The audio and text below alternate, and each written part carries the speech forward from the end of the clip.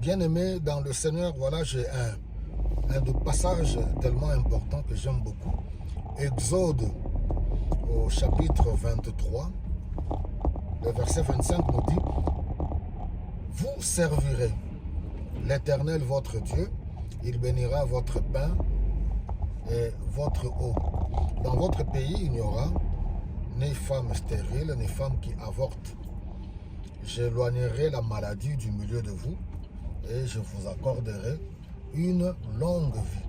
Voilà les belles promesses que nous avons.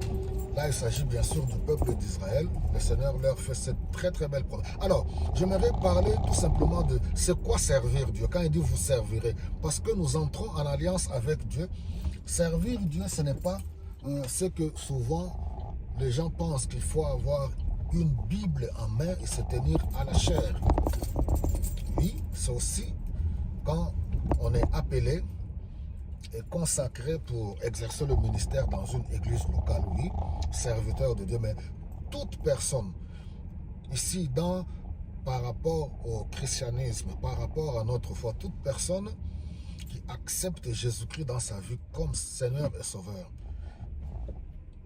devient enfant de Dieu et en même temps serviteur de Dieu. Pourquoi? Il est serviteur de Dieu, il est ambassadeur de Christ, il est représentant de Jésus-Christ. Partout où nous sommes des serviteurs de Dieu par notre conduite, par notre vie, par notre témoignage, nous représentons le Seigneur. Du fait que nous sommes entrés en alliance avec lui par l'œuvre de Christ à la croix, lui le grand souverain sacrificateur. Comme nous dit Apocalypse, il a fait de nous un royaume de sacrificateurs. Nous sommes à son service. Voilà cette belle promesse.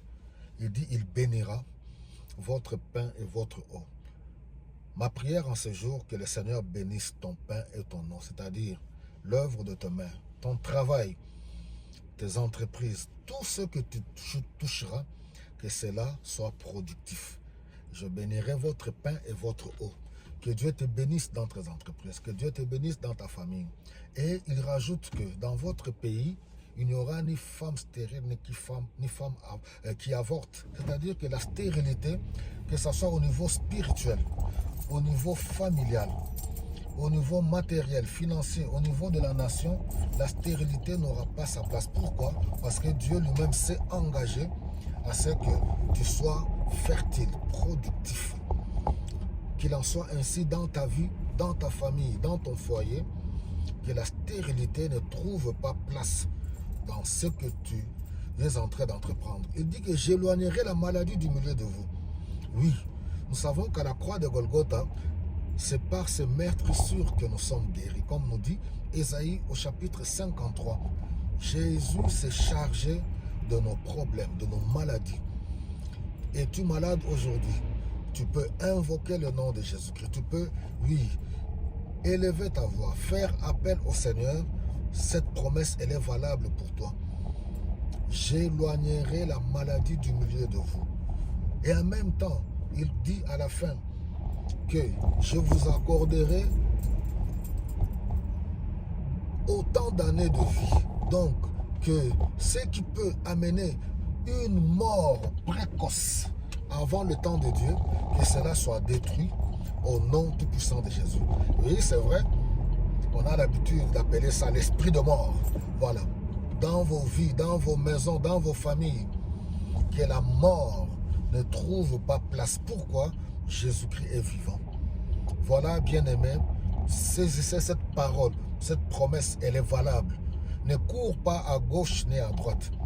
Ne sois pas inquiet. Cette promesse est valable encore aujourd'hui. Pourquoi? Parce que nous savons que tout ce que nous demanderons en son nom, il le fera. On a autant de promesses dans Jean chapitre 14, verset 12. Voilà, passe une bonne journée. Ne sois pas inquiet. Que le Seigneur te bénisse abondamment.